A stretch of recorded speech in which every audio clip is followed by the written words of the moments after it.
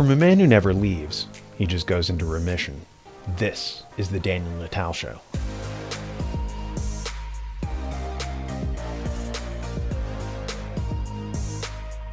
In ancient Sumeria, the word for freedom was amagi, and it translates as freedom from debt. It is the exemption from debts or obligations and the restoration of persons and property to their original status, including the remission of debts. So if you're in debt, you're not free. You're working for someone else. Hence, your labor is not your own, just like a slave.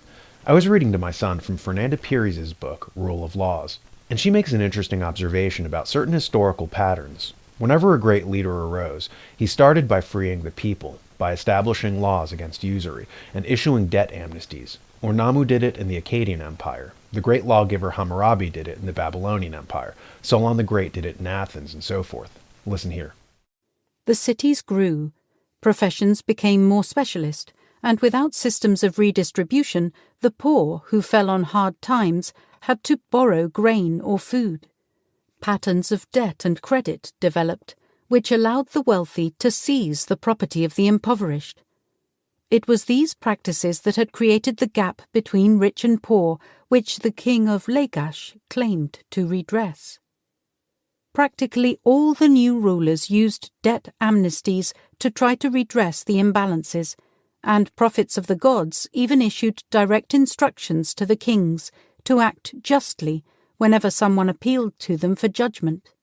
By making laws, Ur-Nama was promising that anyone wrongly imprisoned or thrown into debt bondage should get relief.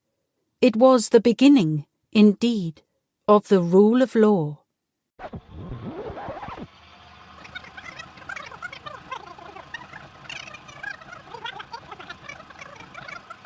Hammurabi saw himself as a ruler in the Mesopotamian tradition. In the prologue to his laws, he presents himself as a divinely inspired ruler whose military successes were due to the favor of the gods. He describes himself as benevolent, providing for his people and guaranteeing them justice. In fact, he had already ordered several debt amnesties, concerned, like his predecessors, to rebalance destabilizing inequalities.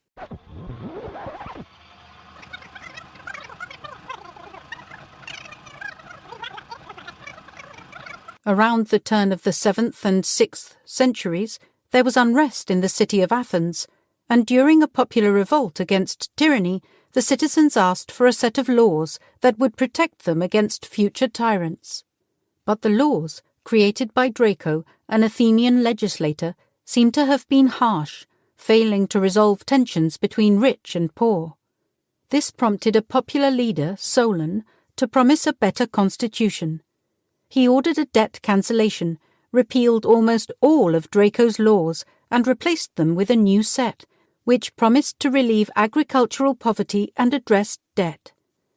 These leaders banished usury, freed their people, and the economy flourished. Why? Excessive debt draws money away from the productive economy and redirects it toward the financial economy. In other words, if you're too busy paying off debt, you suffer the opportunity cost of being able to hire more workers, purchase new industrial equipment, fund a new facility, etc. All that money is sucked into the black hole of the financial sector, which is non-productive. An issue that economist Carlota Perez discusses in Technological Revolutions in Financial Capital. We're currently in a war between productive capital and financial capital, and so far, financial capital is winning. It's sucking all the wealth out of the system, and growth is starting to collapse. The problem is that our entire financial system is based on pseudoscience. This was the conclusion of Frederick Soddy, a chemist who won the Nobel Prize in 1917 for discovering nuclear isotopes. After retiring from science, he turned his attention toward economics and wrote a fascinating book called Wealth, Virtual Wealth, and Debt. In it, he noted that while wealth is subject to the laws of entropy, debt is not. Real wealth is not money, of course. Money is just a unit of exchange to obtain wealth. Real wealth is stuff like wheat, shoes, houses, and so forth. Soddy pointed out that these things rot away. Compound interest, by contrast, keeps accruing until the end of the universe. Debt is not subject to the laws of entropy. It just keeps on going and going and going. As a result, we have a two-tier system, an incompatible hodgepodge. If wealth is subject to the laws of entropy, argued Soddy, then so should debt be. This is why ancient Israel had a jubilee every 50 years to wipe out debt and to reset the society. Most civilizations had something similar.